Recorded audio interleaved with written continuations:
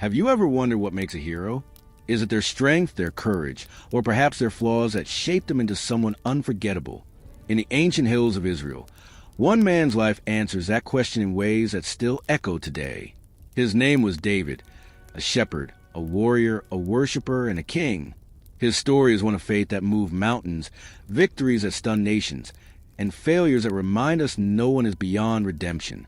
David's life, with all its highs and lows, is about to surprise you. It's a tale of a man chosen by God, tested by trials, and transformed through grace. So, settle in, and let's walk through the winding paths of his journey, where every step reveals a lesson for us all. This is a sacred chronicle, and David's story begins now. Subscribe to the channel, and I'll ask God to bring all the good things into your life. Picture a land of rolling hills, where olive trees sway under the warm Judean sun, and the bleating of sheep fills the air. This is where David's story starts. Not in a palace, but in the dust and simplicity of Bethlehem. Born into the tribe of Judah, David was the youngest of 8 sons, the overlooked child of a man named Jesse. While his brothers stood tall and strong, David was often out in the fields, tending flocks under the vast, starlit sky. The world might have seen him as insignificant, but God saw something else entirely. A heart that burned with faith, a soul ready to be shaped for greatness. Bethlehem was no grand city. It was a humble village, its stone houses clinging to the hillsides, surrounded by fields where shepherds like David spent their days. The air carried the scent of wild herbs and fresh bread baking in clay ovens. Life here was simple, but it was also demanding. David's days were filled with the rhythm of the flock, leading them to green pastures, guarding them from predators, and guiding them safely home. Each task taught him lessons that would one day define a kingdom. As a shepherd, he learned to be vigilant, watching for wolves or lions that might snatch a lamb. He learned compassion, carrying the weak on his shoulders, and he learned leadership, guiding his flock through rocky terrain. These were more than chores. They were the training ground for a king.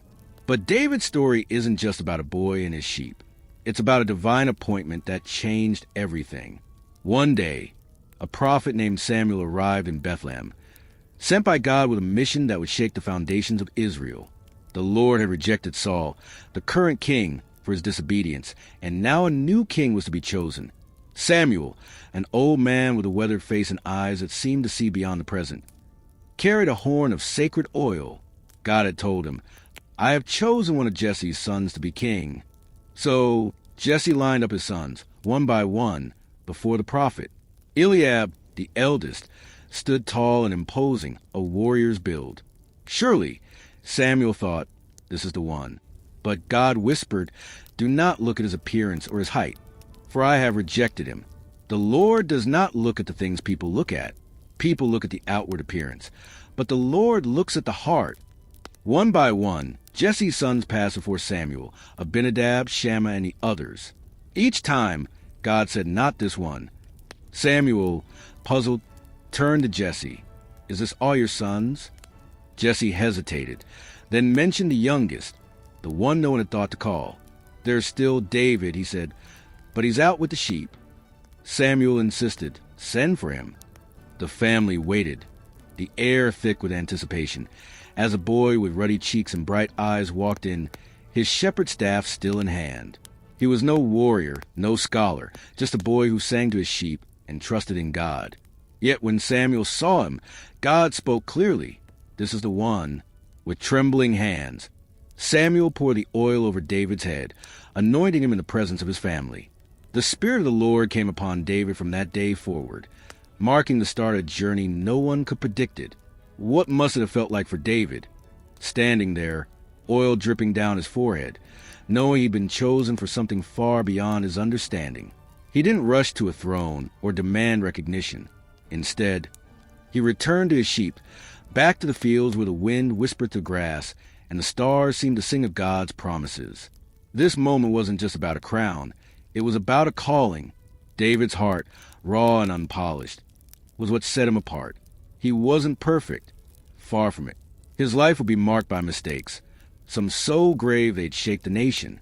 But his faith, his willingness to trust God even in the darkest moments, would make him a man after God's own heart. David's story is one we can all relate to because it's not about perfection. It's about a man who faced challenges that would break most of us. Jealous kings, towering giants, years on a run, and even his own sins. Yet, through it all, he kept turning back to God. He was a warrior who slung stones at giants, a worshiper who poured out his soul in psalms, and a king who led with both strength and humility. His flaws remind us that God doesn't call the perfect. He calls those willing to follow him, no matter how many times they stumble. As we begin this journey through David's life, think about your own. Where has faith carried you through impossible odds? Where have your flaws taught you lessons you'd never learn otherwise? David's story is a mirror, reflecting our own struggles and hopes. It's a reminder that God's plans are bigger than our mistakes, and his grace is deeper than our failures. From the fields of Bethlehem to the throne of Jerusalem, David's life shows us that a heart surrendered to God can change the course of history. So, here we stand at the beginning of an epic tale. A boy, a shepherd, chosen by God to become a king. His path won't be easy. There will be battles, betrayals, and brokenness. But there will also be triumphs, songs of worship, and a legacy that points to the ultimate king who would come from his line. David's story is just beginning, and it's one you won't want to miss. Imagine waking up to the soft glow of dawn over the hills of Bethlehem. The air crisp with the promise of a new day. The sheep stirred gently, their wool damp with dew, as a young boy rises from a simple bedroll, staff in hand, ready to face whatever the fields might bring. This boy is David, the one we've just met, the overlooked youngest son, now secretly anointed as Israel's future king. But life doesn't change overnight. No trumpets blare, no crowds cheer. Instead, David returns to his daily rhythm, herding sheep under the vast blue sky, unaware how these quiet moments are forging him into a leader. His story, rich with faith and unexpected turns, draws us in like a whispered tale by the fireside. Let's linger here in these early days, where humility meets divine purpose, and see how a shepherd's heart becomes fit for a throne. Bethlehem, that quaint village nestled in the Judean highlands, was David's world. Its narrow paths wound between stone homes, where families like Jesse's lived off the land. Jesse, a man of the tribe of Judah, had 8 sons, each with their roles. The older ones helped with heavier labors or perhaps trained for battle, but David, the run of the litter, was tasked with the sheep. It was a lowly job, often left to the young or the servants, but in it, David found a classroom like no other. The fields were his sanctuary, where he learned to navigate treacherous paths, find hidden springs of water, and protect his flock from dangers lurking in the shadows. Lions and bears roamed these hills, their roars echoing in the night, testing his shepherd's mettle. David would later recount how he faced them head-on, grabbing a lion by its mane or clubbing a bear to rescue a single lamb. These weren't just acts of bravery. They were lessons in courage, teaching him that true strength comes not from size, but from trust in a higher power. As the sun climbed high, David would sit on a rocky outcrop, his harp in hand, strumming melodies that rose like prayers. The psalms he composed in those moments, songs of praise, lament, and wonder, were born from the solitude of the pasture. He sang of God's creation, the stars that wheel overhead like a heavenly choir, the grass that clothed the earth in green. The heavens declare the glory of God, he might have whispered, his voice blending with the wind. This worship wasn't formal or scripted. It was intimate, a conversation between a boy and his creator. Little did he know, these habits of the heart were what caught God's eye. While men judged by outward strength, God sought a soul attuned to his voice. Then came the day that shifted everything, though at first it seemed ordinary. The prophet Samuel, burdened by God's command, traveled from Ramah to Bethlehem. Saul, the tall and handsome king chosen years before, had faltered. His disobedience in battle, sparing what God commanded to destroy, sealed his rejection. I regret making Saul king, God told Samuel, for he has turned away from me. Heartbroken but obedient, Samuel filled his horn with oil and set out, fearing Saul's wrath if discovered. To mask his purpose, he carried a heifer for sacrifice, claiming a religious visit. Arriving in Bethlehem, the elders trembled. Prophets often brought judgment, but Samuel reassured them, inviting Jesse and his sons to the sacrifice. In Jesse's home, a modest dwelling with earthen floors and the smell of fresh-baked bread, the family gathered. Samuel eyed the sons, Eliab first, broad-shouldered and confident, a natural leader. Surely this is the Lord's anointed, Samuel thought. But God's voice cut through. Do not consider his appearance or his height, for I have rejected him. The Lord does not look at the things people look at. People look at the outward appearance, but the Lord looks at the heart. Abinadab passed next, then Shammah, and 4 more, each dismissed by that divine whisper. Samuel, confused, asked Jesse, "Are these all the sons you have?" Jesse nodded toward the fields. "There is still the youngest, David. He is tending the sheep." "Send for him," Samuel commanded. "We will not sit down until he arrives." The wait felt eternal, the family shifting uncomfortably as a messenger hurried to the pastures. Finally, David appeared, dusty from the trail, his face flushed in the run, eyes wide with curiosity. He was handsome, with a healthy glow and bright, intelligent eyes, but nothing about him screamed king. Yet God said, "Rise and anoint him. This is the one." In that sacred moment, surrounded by his bewildered brothers, Samuel took the horn and poured the fragrant oil over David's head. It trickled down his hair, soaking his tunic, a symbol of God's favor. From that instant, the Spirit of the Lord came powerfully upon David, filling him with a new strength and wisdom. The air in the room seemed charged, like the calm before a storm, as the family realized something profound had occurred. What went through David's mind as he stood there, anointed yet unspoken? He didn't demand explanations or boast to his siblings. Instead, he slipped back into his routine, back to the sheep and the harp. But everything was different now. The Spirit's presence brought gifts, perhaps a deeper insight, a bolder faith. Meanwhile, Saul's palace grew troubled. The king, tormented by an evil spirit that brought fits of rage and despair, sought relief. His attendants suggested music. Find someone who plays a harp well, and the evil spirit will leave you.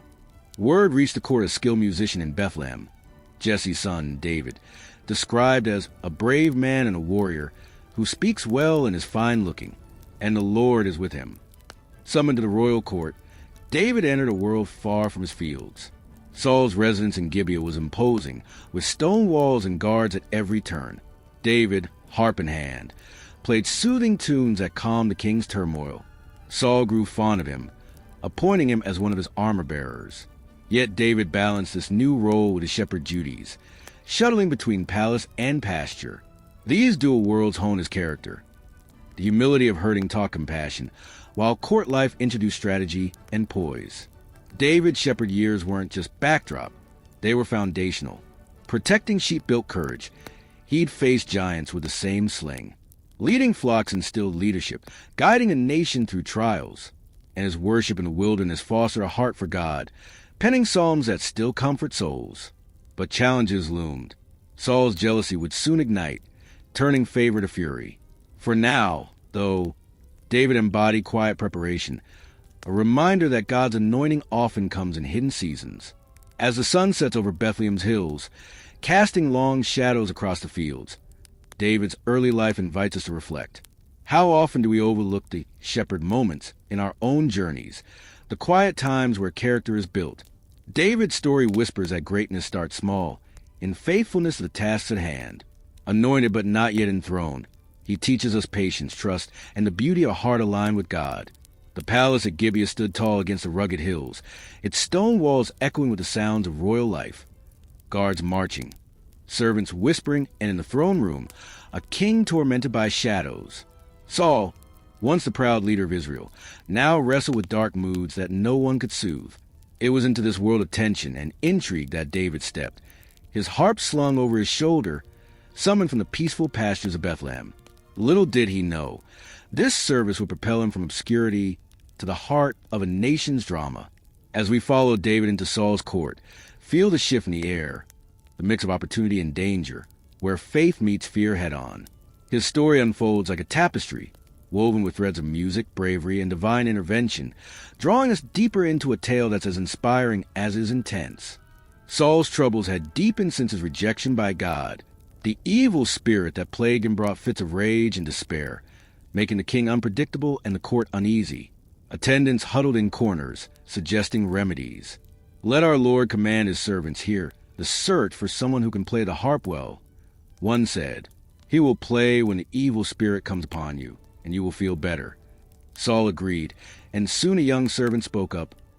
"I have seen a son of Jesse of Bethlehem who knows how to play the harp. He is a brave man and a warrior. He speaks well and is a fine-looking man, and the Lord is with him." Word was sent to Jesse, "Send me your son David, who is with the sheep." Jesse prepared provisions, a donkey loaded with bread, a skin of wine, and a young goat, and sent David on his way. Arriving at the palace, David must have felt a world away from his flocks.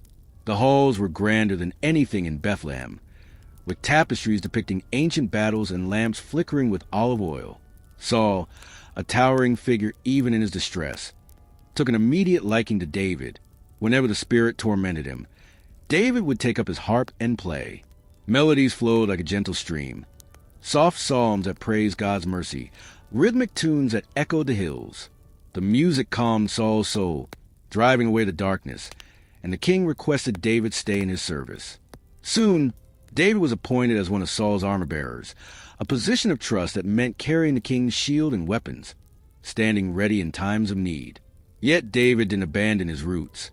He shuttled between court and fields, balancing royal duties with shepherd life. This dual existence sharpened David's skills.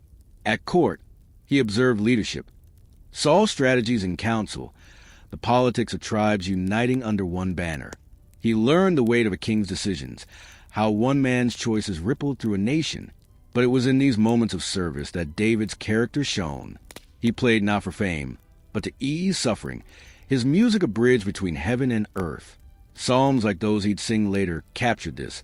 "The Lord is my shepherd, I lack nothing. He makes me lie down in green pastures. He leads me beside quiet waters."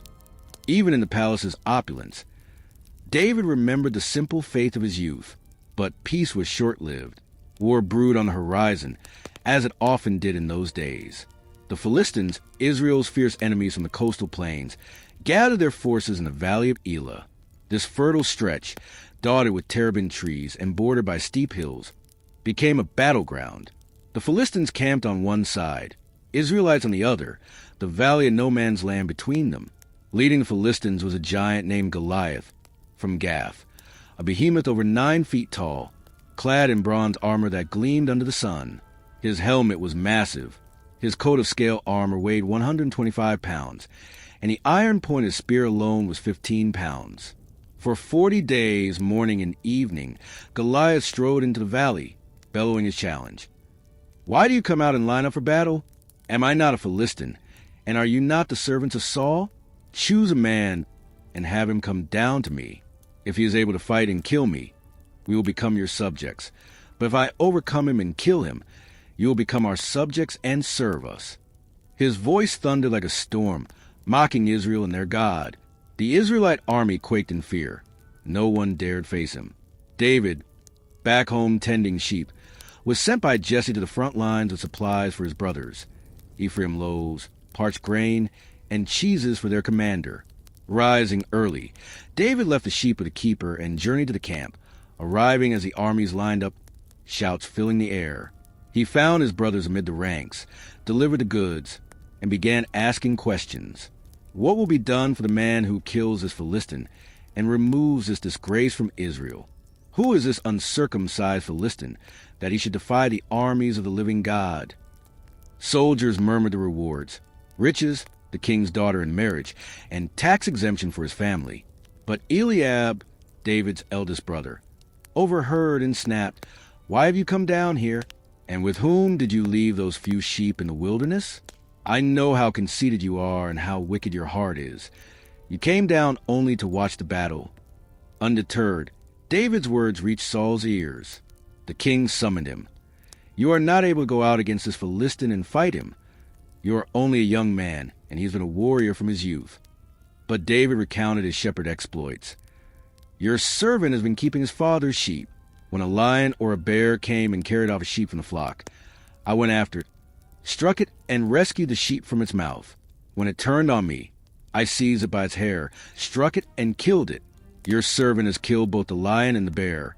This uncircumcised Philistine will be like one of them, because he has defied the armies of the living God. The Lord who rescued me from the paw of the lion and the paw of the bear will rescue me from the hand of this Philistine." Saul, moved by his faith, relented. "Go, and the Lord be with you." Saul dressed David in his own tunic, armor, and helmet, but David found them cumbersome. "I cannot go in these," he said, removing them. Instead, he chose 5 smooth stones from the stream, placed them in his pouch, and approached Goliath with his staff and sling. The giant lumbered forward, cursing David by his gods. "Am I a dog that you come at me with sticks?" he sneered, his armor clanking. David replied, his voice steady. "You come against me with sword and spear and javelin, but I come against you in the name of the Lord Almighty, the God of the armies of Israel, whom you have defied. This day the Lord will deliver you into my hands, and I'll strike you down and cut off your head. This very day I will give the carcasses of the Philistine army to the birds and the wild animals, and the whole world will know that there is a God in Israel.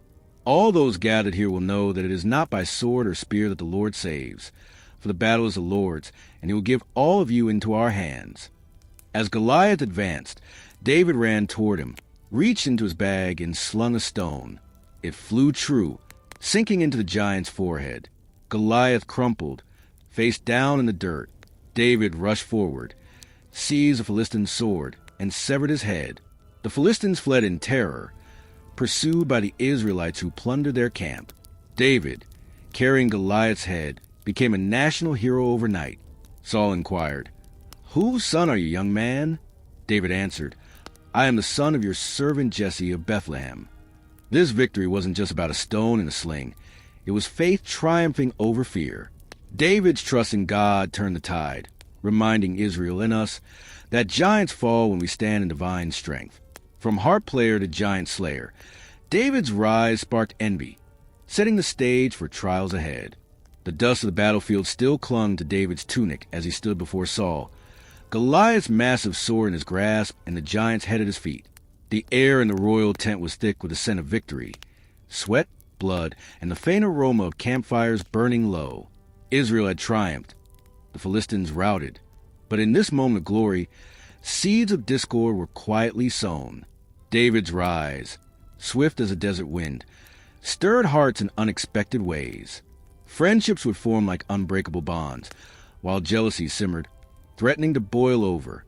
As we step into this chapter of David's life, feel the pull of loyalty and the sting of envy, where triumphs give way to trials, and faith is tested in the shadows of power. Word of David's feat spread like wildfire through the camps and villages. Women dance in the streets, singing praises. Saul has slain his thousands, and David his tens of thousands. Their voices carried on the breeze, tambourines rattling, as they celebrated the young hero who had felled the unbeatable foe. But these songs, meant to honor, ignited a spark in Saul's heart. The king, once soothed by David's harp, now eyed him with suspicion. "They have credited David with tens of thousands," Saul thought, "but me with only thousands. What more can he get but the kingdom?" From that day forward, Saul kept a watchful eye on David, his favor turning to fear. The evil spirit returned with vengeance, and in one fit, as David played his harp, Saul hurled a spear at him, pinning it to the wall where David had stood moments before. David dodged unharmed, but the message was clear. The king's admiration had curdled into hatred. Yet amid this growing storm, a beacon of light emerged in the form of Jonathan, Saul's eldest son. Jonathan, a valiant warrior himself, had led daring raids against the Philistines, his courage matching his royal blood. He was tall, with a steady gaze and a heart untainted by his father's darkness. When Jonathan met David after the Goliath victory, something profound stirred. Their souls knit together in an instant, a friendship deeper than brotherhood. Jonathan saw in David not a rival, but kindred spirit, a man of faith, humility, and bravery. In a solemn covenant, Jonathan stripped off his robe, tunic, sword, bow, and belt, giving them to David as symbols of his loyalty. "You shall be as my own soul," Jonathan might have whispered, sealing their bond under the watchful eyes of the court. This alliance was no mere pact. It was a divine gift, a rare friendship that would endure betrayals and hardships. David's popularity soared. Saul promoted him to command 1,000 men, and wherever David went, success followed. He led raids that crushed Philistine outposts, his strategy sharp as a blade, his men loyal to the core. The people adored him, whispering of his exploits in marketplaces and around evening fires. But Saul's jealousy festered like an untreated wound. He schemed in the dim light of his chambers, plotting to rid himself of this threat. First, he offered his eldest daughter, Merab, in marriage to David, but with a catch: "Become my son-in-law by fighting the Lord's battles." Saul hoped the Philistines would kill David in combat, yet David demurred, humbly saying, "Who am I, and what is my family or my clan in Israel, that I should become the king's son-in-law?" Merab was given to another, but Saul learned of his younger daughter Michal's love for David. Seizing the opportunity, Saul offered her, demanding a bride price of 100 Philistine foreskins, a gruesome task meant to ensure David's death. Undaunted, David and his men set out, slaying 200 Philistines and presenting the proof to Saul. The king had no choice but to honor the deal. Michal became David's wife, her affection a balm in turbulent times. But Saul's rage only grew, realizing David had outmaneuvered him again. Whispers in the palace turned to outright fear. Even Saul's servants spoke well of David. In desperation, Saul confided in Jonathan and his officials. "Kill David." Jonathan, horrified, warned his friend, "My father seeks to kill you. Be on your guard tomorrow morning. Go into hiding and stay there." He promised to sound out Saul and report back. The next day, Jonathan spoke to his father in the fields, pleading David's case. "Let not the king do wrong to his servant David. He has not wronged you, and what he has done has benefited you greatly. He took his life in his hands when he killed the Philistine.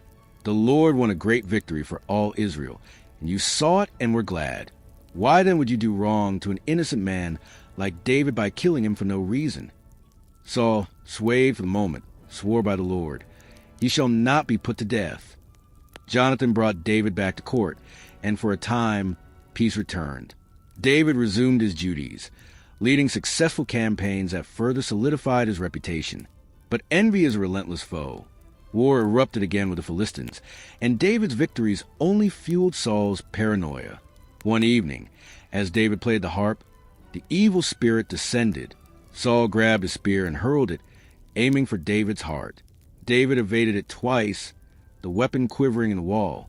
Fleeing into the night, David sought refuge at home with Michal. Saul sent men to watch the house, ordering them to kill David at dawn. Michal, sensing the danger, warned her husband, "If you don't run for your life tonight, tomorrow you'll be killed." In a daring escape, she lowered David through a window on a rope, his form slipping into the darkness like a shadow. To buy time, Michal placed an idol in the bed, covering it with clothes and goat's hair to mimic David's sleeping form.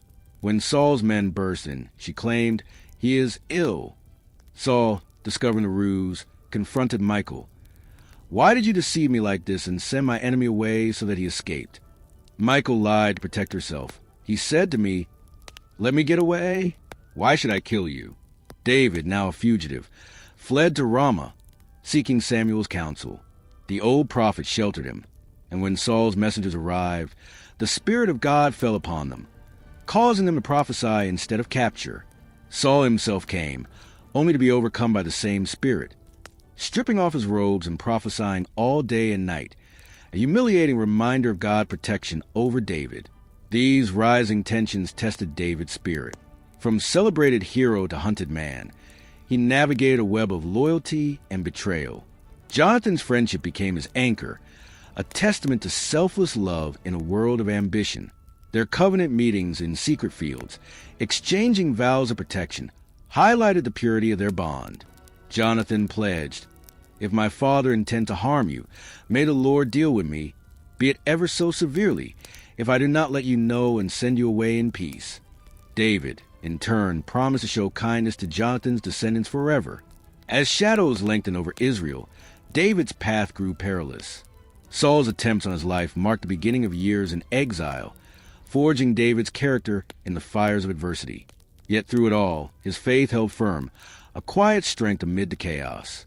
Friendships like Jonathan's reminded him he wasn't alone, while jealousies like Saul's taught him the cost of God's calling. The night air was heavy with the scent of pine and fear as David slipped through the shadows, his heart pounding with the weight of betrayal. No longer the celebrated hero of Saul's court. He was now a fugitive, hunted by the very king he had served.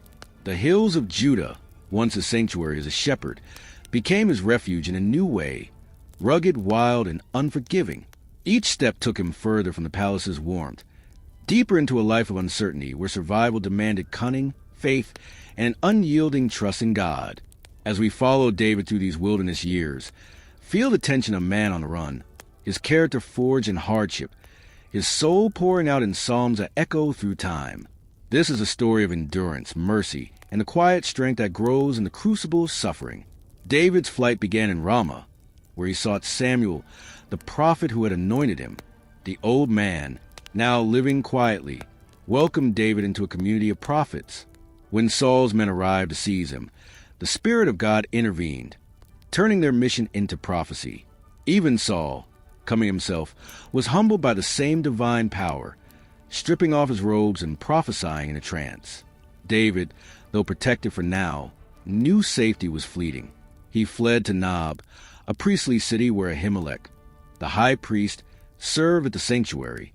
Hungry and alone, David asked for bread. Ahimelech, unaware of the rift with Saul, offered the consecrated bread from the altar. Holy loaves meant only for priests.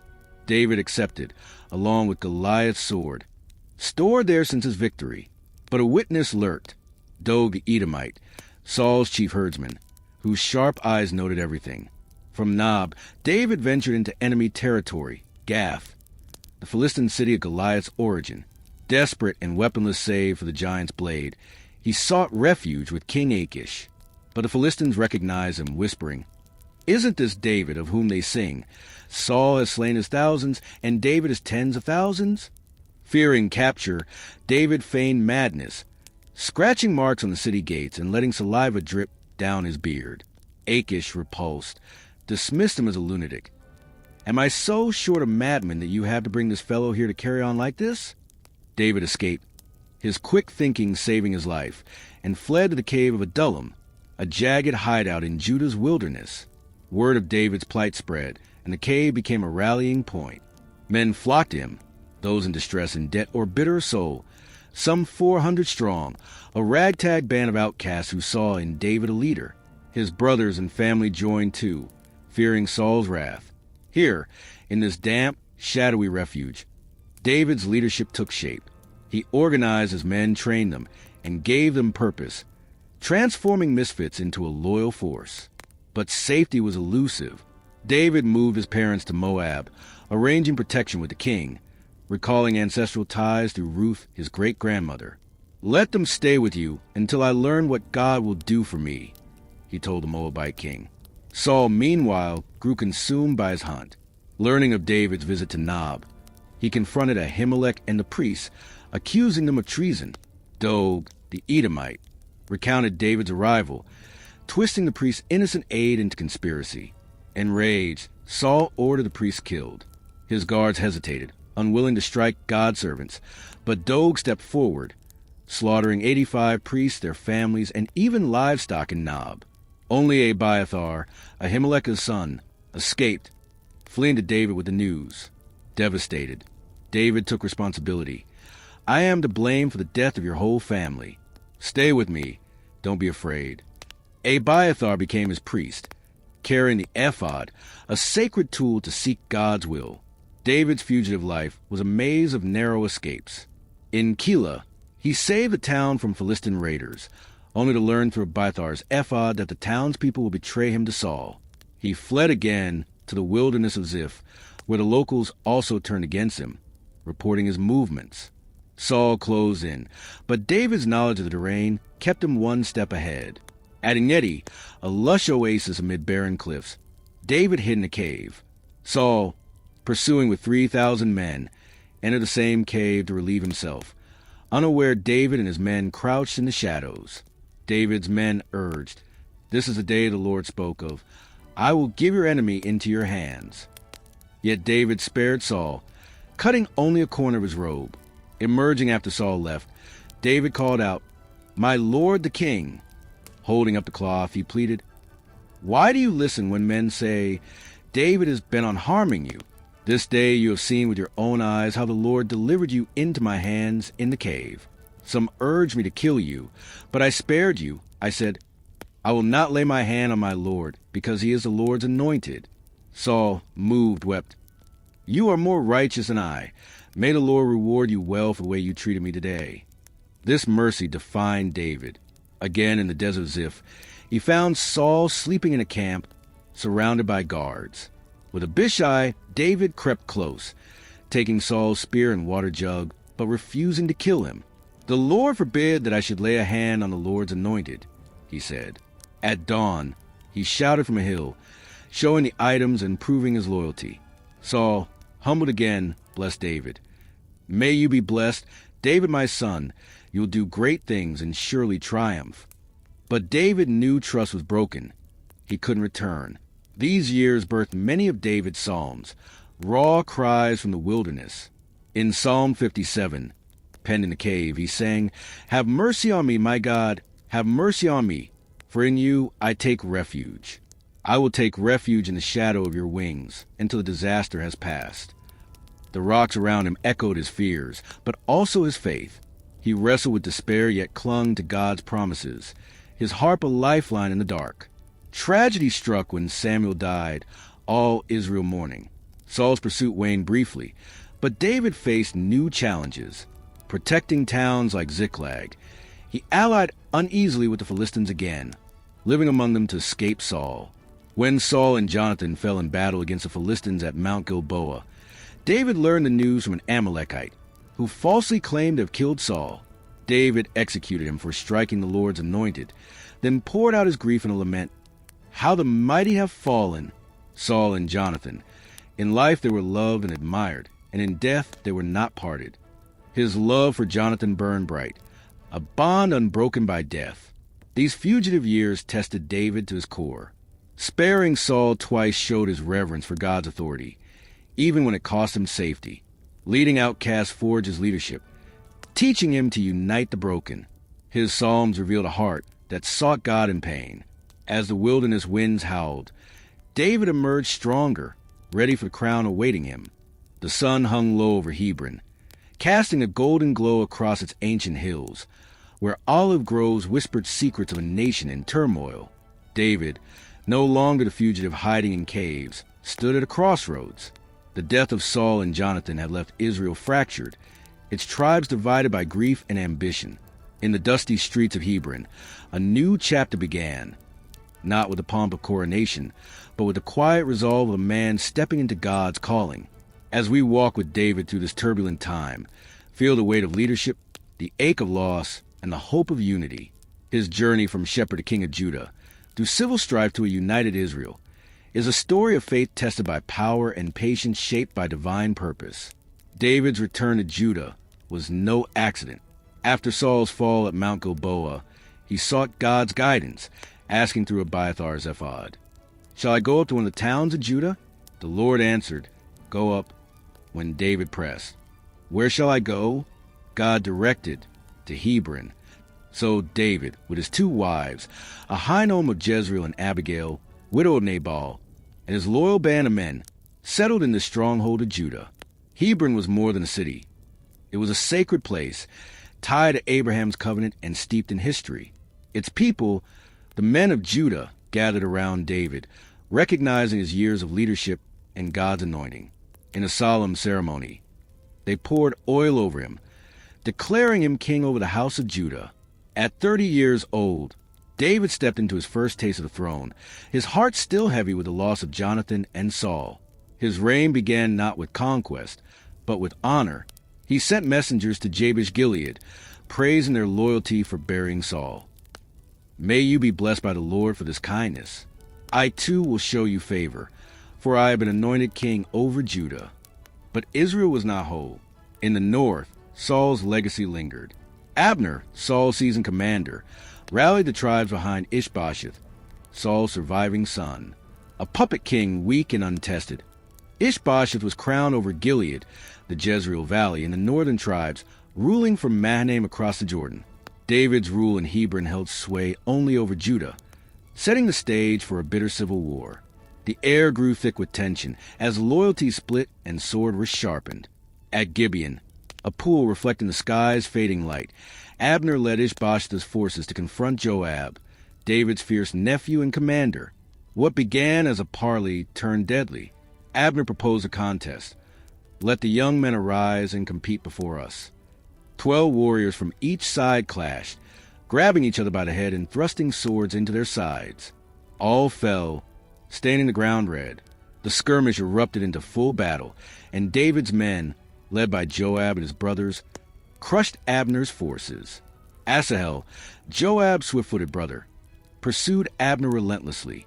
Abner warned him, "Turn aside or I will kill you." But Asahel pressed on, and Abner struck him through with the butt of his spear, leaving him dead. The loss fueled Joab's vengeance, but Abner rallied his men at a hilltop, calling for peace. Must the sword devour forever? Joab relented, and the armies parted, bloodied and weary. The war dragged on, a slow grind of raids and betrayals. David's house grew stronger, his leadership drawing more tribes to his side. In Hebron, his family expanded. 6 sons were born, including Amnon and Absalom, names that would later bring joy and sorrow. Ishbosheth's rule, meanwhile, weakened. Abner, the true power behind him, grew frustrated. When Ishbosheth accused Abner of disloyalty over a concubine, Abner's patience snapped. "Am I a dog's head that you accuse me?" he roared. "I have been loyal to Saul's house, but now I will make David king over all Israel." Abner sent messengers to David, offering to unite the tribes under him. David agreed, but with condition. "Bring me Michal, my wife, whom I betrothed with 100 Philistine foreskins." Abner complied, taking Michal from her second husband, who wept as she was torn away. In a bold move, Abner met with Israel's elders, urging them to join David. The Lord promised David, "By my servant David, I will rescue my people Israel from the Philistines and all their enemies." The pact seemed sealed, but treachery loomed. Abner came to Hebron to finalize the alliance, feasting with David. But Joab, nursing his brother's death, saw Abner's presence as a threat. Without David's knowledge, Joab lured Abner aside under pretense of a private word, then stabbed him in the stomach, a cold act of revenge. David was horrified. "I and my kingdom are forever innocent before the Lord concerning Abner's blood," he declared. He mourned publicly, fasting and weeping, composing a lament. "Should Abner have died as the lawless die? Your hands were not bound, your feet not fettered. You fell as one falls before the wicked." The people saw David's grief and believed his sincerity, strengthening their trust in him. Joab's act, though unpunished for now, sowed seeds of future strife. Ishbosheth's reign crumbled without Abner. 2 of his own captains, Baanah and Rechab, saw the tides turning. Creeping into Ishbosheth's house at noon, they stabbed him as he rested, beheading him and presenting his head to David in Hebron, expecting reward. "Here is the head of Ishbosheth, your enemy." But David's justice was swift. When one told me, "Saul is dead," thinking he brought good news, I seized and killed him. David said, "How much more, when wicked men have killed an innocent man in his own house and bed?" He ordered their execution, their hands and feet cut off and hung by the Gibeon pool, a grim warning. Ishbosheth's head was buried honorably in Abner's tomb. With Saul's house fallen, the tribes of Israel gathered in Hebron. Elders from every corner, Gilead, Benjamin, Ephraim, stood before David, acknowledging God's plan. In the past, when Saul was king, it was you who led Israel on their campaigns. And the Lord said to you, "You will shepherd my people Israel, and you will become their ruler." They anointed David king over all Israel, his second anointing at age 37. After 7 years and 6 months ruling Judah, David now united the nation, fulfilling God's promise. Hebron's hills, witnesses to his rise, seem hum with the weight of destiny. David's first act as king was to honor his covenant with Jonathan. He sought Mephibosheth, Jonathan's crippled son, ensuring his safety and restoring Saul's lands to him. This kindness reflected David's heart, loyal, merciful, and mindful of promises made in better days. The Civil War had tested him, revealing his ability to navigate betrayal, grief, and ambition while clinging to faith. His lament for Abner and justice for Ishbosheth showed a king who valued righteousness over revenge. As Hebron's evening fires glowed, David stood as Israel's shepherd king, his rule a bridge between a divided past and a united future. Yet the path ahead held new challenges, conquering Jerusalem, battling Philistines, and seeking God's presence for his people. Through it all, David's faith, tempered by years of struggle, would guide him, a beacon for a nation longing for peace. The streets of Hebron buzzed with the energy of a united kingdom, but David's gaze often drifted northward, toward a fortified city perched on a hill like a crown waiting to be claimed. Jerusalem, the stronghold of the Jebusites, unconquered since Joshua's days, called to him, a symbol of what Israel could become, no longer divided by civil war. The nation yearned for a center, a place where God's presence could dwell among his people. As we join David in this pivotal season, imagine the thrill of conquest mixed with the reverence of seeking God's will. Victories would come swiftly, but so would lessons in humility and worship. This chapter of David's life unfolds like a sacred dance, where battles give way to blessings, and a king learns that true power lies in surrender to the divine. Freshly anointed over all Israel, David wasted no time consolidating his rule. At 37, with 7 years of kingship in Judah behind him, he turned his eyes to Jerusalem. The city, nestled between Judah and the northern tribes, was neutral ground, held by the Jebusites, descendants of Canaan's ancient inhabitants. Its walls were impregnable, built on steep slopes with a natural spring for water. The Jebusites mocked any assailants. Even the blind and the lame can ward you off, they taunted, believing their fortress invincible. But David, ever the strategist, saw opportunity in the unexpected. He challenged his men. Whoever leads the attack through the water shaft will become commander. Joab, his ambitious nephew, seized the moment, climbing the narrow, slippery tunnel that fed the city spring. Emerging inside the walls, Joab and his warriors caught the defenders off guard. The battle was fierce, swords clashing against stone, shouts echoing through narrow alleys. But Jerusalem fell. David renamed it the City of David, making it his capital, a unifying hub for the tribes. With Jerusalem secured, David fortified it further, building terraces and a palace of cedar, gifts from Hiram, king of Tyre. The Philistines, hearing of David's ascension, grew alarmed. They had tolerated him as a vassal in Ziklag during his fugitive years. But united Israel under David threatened their dominance. Twice they invaded, spreading out in the valley of Rephaim like a dark cloud. David, wise in war, inquired of the Lord, "Shall I go up against Philistines? Will you deliver them into my hand?" God answered, "Go, for I will surely deliver them into your hand." In the first battle, David struck like lightning, routing them from Baal-perazim to Gezer. "The Lord has broken out against my enemies like the burst of waters," he proclaimed. Name the place Baal-perazim, Lord who breaks out. The Philistines abandoned their idols, which David's men burned. They came again fiercer, but God gave a different strategy. Do not go straight up, but circle around behind them and attack opposite the poplar trees. As soon as you hear the sound of marching in the tops of the poplars, move quickly, because that will mean the Lord has gone out in front of you. David obeyed, waiting for that heavenly rustle, like an army of angels treading the leaves. At the signal, he ambushed, driving the Philistines from Gibeon to Gezer. These victories expanded Israel's borders, establishing peace and prosperity. David knew it wasn't his might. The Lord has established him as king over Israel and exalted his kingdom for the sake of his people Israel. With security came a longing to honor God centrally. The Ark of the Covenant, symbol of God's presence, had languished in Kiriath Jearim for decades, neglected since the Philistines returned it after capturing it in battle. David resolved to bring it to Jerusalem, uniting the nation in worship. He gathered 30,000 chosen men, crafting a new cart for the ark, drawn by oxen. Uzzah and Ahio guided it, with David and the people celebrating, harps, lyres, tambourines, and cymbals filling the air with joyous song. But at the threshing floor of Nacon, the oxen stumbled. Uzzah reached out to steady the ark, and God struck him dead for his irreverence. Fear gripped David. How can the ark of the Lord ever come to me? The procession halted. The ark was diverted to Obed-Edom's house, where it blessed his household for 3 months. David reflected deeply on this setback. He realized the error.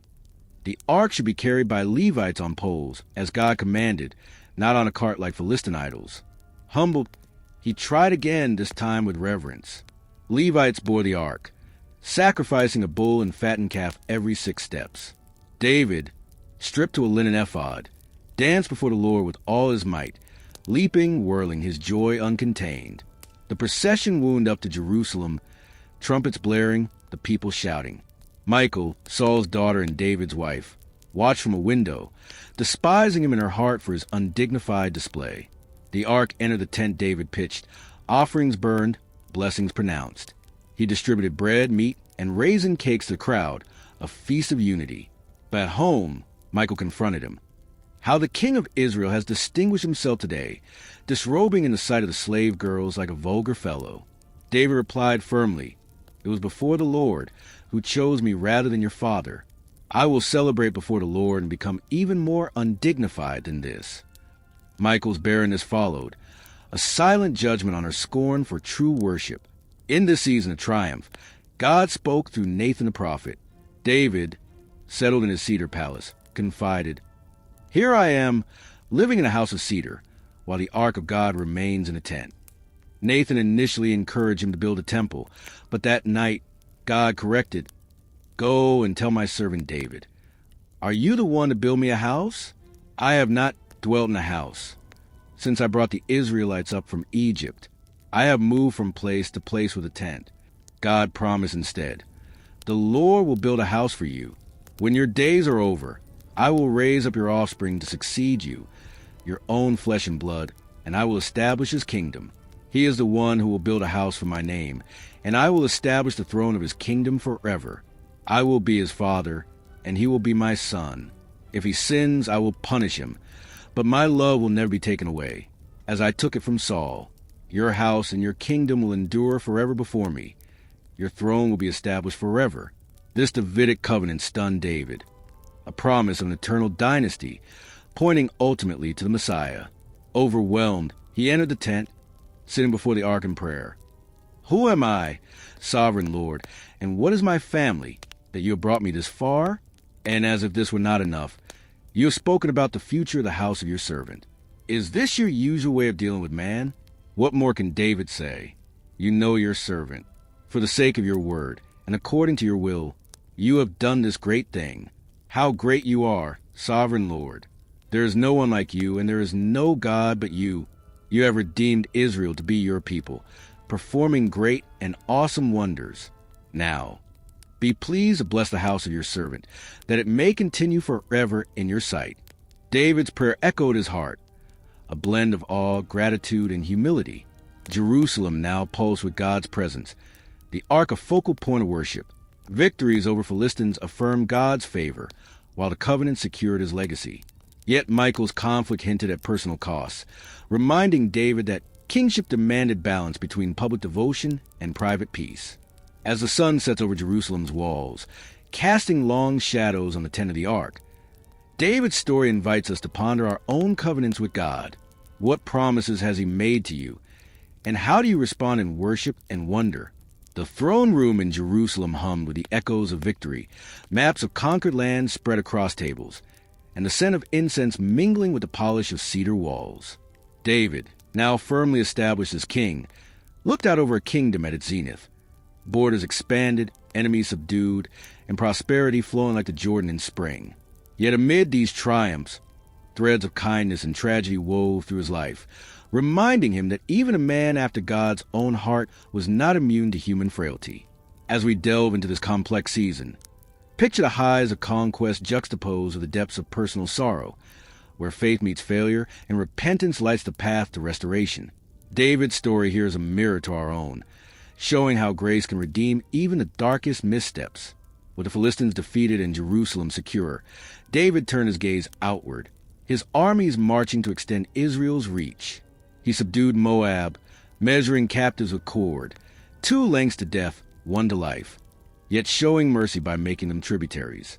In the north, he crushed the Arameans of Damascus, garrisoning the city and claiming vast spoils of gold and bronze. King Toy of Hamath, grateful for David's victory over their mutual foe Hadadezer, sent his son with gifts of silver and gold, which David dedicated to the Lord. Edom fell next, with Joab and Abishai leading a brutal campaign in the Valley of Salt, slaying 18,000 and placing garrisons throughout the land. The Philistines, once a thorn, were pacified. Ammon and Amalek also bowed. David's officials, Joab over the army, Jehoshaphat as recorder, Zadok and Abiathar as priests, and his sons as advisors, formed a stable court. David reigned over all Israel, doing what was just and right for all his people. The Chronicles record his military prowess made Israel a regional power, fulfilling God's promises and bringing peace to the borders. In this era of strength, David's kindness shone brightly, rooted in covenants of old. Remembering his bond with Jonathan, he inquired, "Is there anyone still left of the house of Saul to whom I can show kindness for Jonathan's sake?" Ziba, a former servant of Saul, revealed Mephibosheth, Jonathan's son, crippled in both feet from a childhood fall during flight after Jezreel. Living in obscurity in Lo-Debar, Mephibosheth was summoned to court. Trembling, he bowed. "What is your servant, that you should notice a dead dog like me?" David reassured him, restoring all Saul's lands and inviting him to eat at the king's table always, like one of his sons. Ziba and his household were tasked to farm the land for Mephibosheth, ensuring his provision. This act of grace honored Jonathan's memory and demonstrated David's merciful heart, a king who valued loyalty over lineage. But triumph's shadow held tragedy, born from a moment of weakness. In the spring, when kings went to war, David stayed in Jerusalem, sending Joab against the Ammonites. One evening, pacing his roof under fading light, he spied Bathsheba bathing, beautiful, the wife of Uriah the Hittite, one of his mighty warriors. Desire overtook him. He sent messengers to bring her. She came, and they lay together. Soon after, Bathsheba sent word, "I am pregnant." David, panicked, summoned Uriah from the front, urged him to go home and rest, hoping to cover the deed. But Uriah, loyal, slept at the palace gate. "How could I go to my house to eat and drink and make love to my wife while the ark and Israel camp in tents?" David tried again, getting him drunk, but Uriah refused. Desperate, David wrote Joab, "Put Uriah out in front where the fighting is fiercest, then withdraw from him, so he will be struck down and die." Joab obeyed, positioning Uriah in a deadly assault on Rabbah.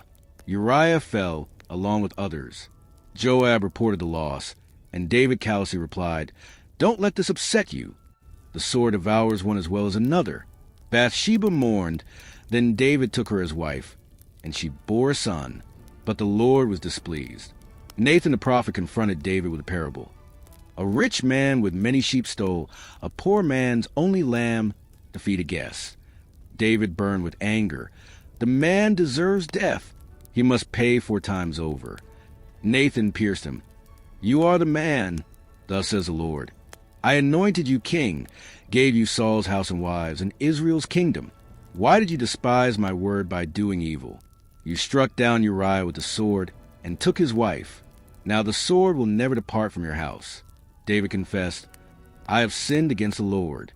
Nathan replied, "The Lord has taken away your sin. You will not die, but the child will die." The baby fell ill. David fasted, wept, and lay on the ground, pleading with God. His elders urged him to eat, but he refused. On the 7th day, the child died. Servants feared telling him, but David discerned, rose, washed, and ate. While the child lived, I fasted and wept, thinking God might be gracious, he explained. But now he is dead. Why fast? I will go to him, but he won't return to me. Comforting Bathsheba, they conceived Solomon, whom God loved, naming him Jedediah, loved by the Lord. Tragedy compounded as Nathan's prophecy unfolded. Amnon, David's eldest son, lusted after his half-sister Tamar, Absalom's full sister. Feigning illness, Amnon tricked her into his chamber, then raped her. Hatred replaced desire. He cast her out. Tamar tore her robe, ashes on her head, weeping to Absalom. David, hearing, was furious but did nothing. Absalom harbored rage, biding time. 2 years later, at a sheep-shearing feast, Absalom ordered his men to kill Amnon when merry with wine. Panic ensued. Rumors reached David that all his sons were dead. Jonadab clarified, only Amnon. Absalom fled to Geshur, his mother's homeland. David mourned Amnon, then longed for Absalom. Joab, sensing this, orchestrated a wise woman from Tekoa to plead a fabricated case mirroring Absalom's. "Why does the king not bring back his banished one?" she urged. David relented, allowing Absalom's return but forbidding his presence. Absalom, handsome with flowing hair, chafed in isolation. He burned Joab's field to force a meeting, demanding audience. "If guilty, let the king put me to death. Otherwise, why return me?" David reconciled, kissing him. But Absalom's heart turned treacherous. He stole the people's loyalty, greeting them at the city gate, promising justice. After 4 years, he sought permission for Hebron, ostensibly to fulfill a vow. But there he proclaimed himself king. Conspirators joined, including Ahithophel, David's counselor. News shattered David. The hearts of Israel are with Absalom. Fleeing Jerusalem barefoot, weeping, head covered, David ascended the Mount of Olives. He sent the ark back with Zadok. "If I find favor in the Lord's eyes, he will bring me back." Hushai, his friend, infiltrated Absalom's council to counter Ahithophel. Meeting Ziba, who brought supplies but slandered Mephibosheth, David granted him Saul's estate. Later reversed upon learning the truth. Absalom entered Jerusalem, taking David's concubines on the roof, fulfilling Nathan's word. Ahithophel advised attack, but Hushai stalled, urging a larger force. Absalom heeded Hushai, giving David time to rally at Mahanaim. Battle in Ephraim's forest. David's men, led by Joab, crushed the rebels. Absalom, hair caught in an oak, hung helpless. Joab thrust spears into him, against David's plea to deal gently. Messengers brought news. David wailed, "Oh, my son Absalom, would I had died instead." Joab rebuked him for demoralizing the troops. David restored order, returning to Jerusalem amid divided loyalties. These tragedies scarred David, yet his repentance and faith endured. Psalms like 51 poured out, "Have mercy on me, O God, wash me, and I will be whiter than snow." Kindness to Mephibosheth contrasted his sins, showing a heart capable of great good and grave error. Triumphs expanded the kingdom, but family woes reminded him of sin's cost. As Jerusalem's lamps flicker in the night, David's life teaches that even in tragedy, God's grace whispers hope, turning brokenness into a legacy of redemption. The golden light of Jerusalem's evening bathed the city, its stone walls glowing as if kissed by God's own promise. David, now aged, his hair streaked with gray, stood as a king whose reign had shaped a nation. The scars of battles, betrayals, and personal failures marked his soul, yet so did the triumphs of faith, worship, and divine favor. In these final years, David's heart turned to legacy, to preparing Israel for what lay ahead, ensuring God's presence would guide them long after he was gone. As we step into the twilight of his story, feel the weight of a life fully lived, where mistakes and mercies intertwine, and a king's final acts point to an eternal hope. This is David's closing chapter, a testament to God's sovereignty, repentance, and the promise of a kingdom that endures forever. David's later years were a tapestry of consolidation and reflection. With Israel's border secure, Philistines, Moabites, and Arameans subdued, the kingdom enjoyed a hard-won peace. Yet even a seasoned king could falter. In a moment of pride, David ordered a census of Israel's fighting men, a move unsanctioned by God. Joab, ever loyal but blunt, protested, "May the Lord multiply his troops 100 times over. But why does my lord the king want to do such a thing?" David insisted, and Joab reluctantly counted, reporting 800,000 in Israel and 500,000 in Judah. The act displeased God, who sent the prophet Gad with a choice of punishments: 3 years of famine, 3 months of flight from enemies, or 3 days of plague. David, trusting God's mercy over men's, chose the plague. "Let us fall into the hands of the Lord, for his mercy is great, but do not let me fall into human hands." The angel of the Lord struck, and 70,000 died from Dan to Beersheba. As the angel approached Jerusalem, David saw the destruction and pleaded, "I have sinned. I, the shepherd, have done wrong. These are but sheep. What have they done? Let your hand fall on me and my family." God halted the plague at Araunah's threshing floor. Gad instructed David to build an altar there, and Araunah, a Jebusite, offered his land and oxen freely. But David insisted on paying.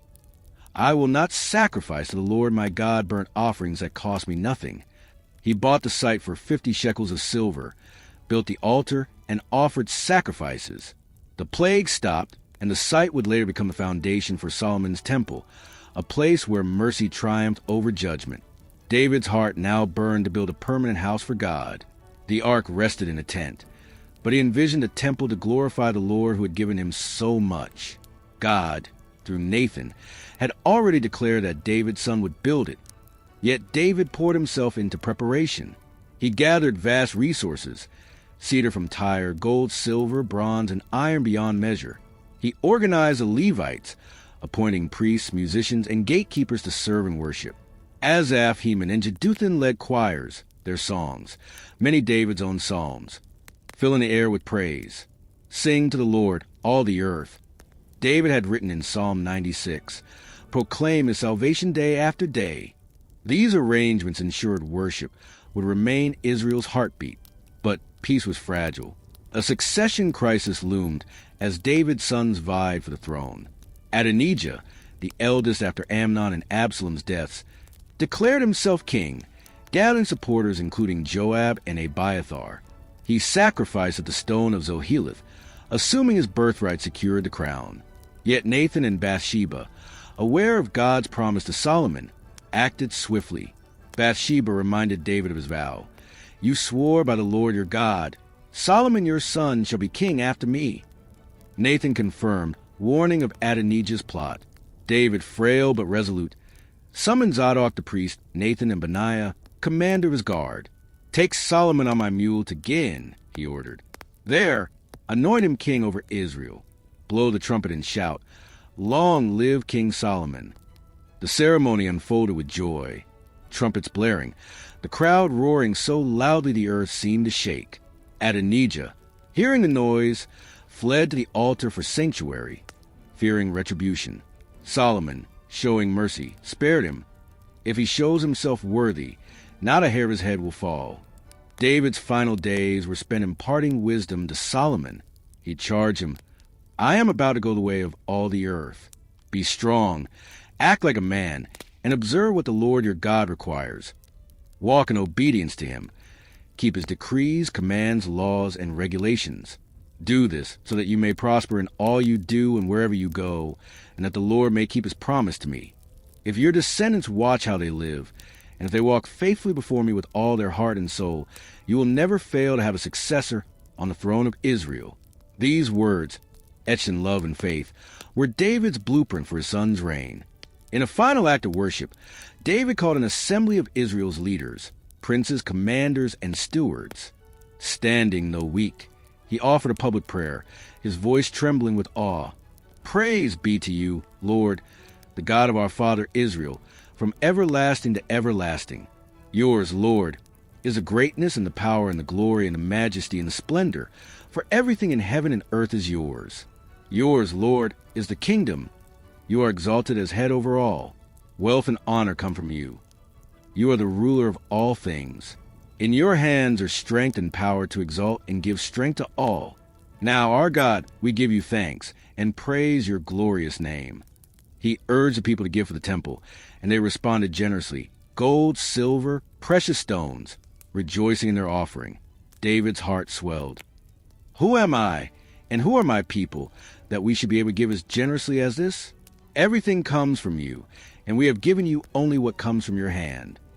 David died at 70, after a 40-year reign, 7 in Hebron over Judah, 33 in Jerusalem over all Israel. He was buried in the city of David, his legacy sealed not in conquest alone, but in his heart for God. He was the ideal king, flawed yet faithful, whose psalms, 73 in the Psalter, still comfort and inspire. His life pointed to the Messiah, the promised heir of his eternal throne, fulfilling the Davidic covenant. Through victories, sins, and repentance, David showed that God uses imperfect people to accomplish divine purposes. His humility, seen in sparing Saul, mourning Absalom and confessing to Nathan, taught that true greatness bows before God. His faith, poured into psalms like, "The Lord is my light and my salvation. Whom shall I fear?" Psalm 27. Endures as a beacon. If David's story has moved you or made you think, please share it. It could be just what someone else needs to hear. David's life shows us that change is possible for everyone. If you enjoyed this content, be sure to subscribe and turn on the notification bell so you don't miss our next videos, where we'll explore the stories of other biblical characters and the valuable lessons they teach us. Just as God transformed David's life, He also has a plan for you. See you in the next video.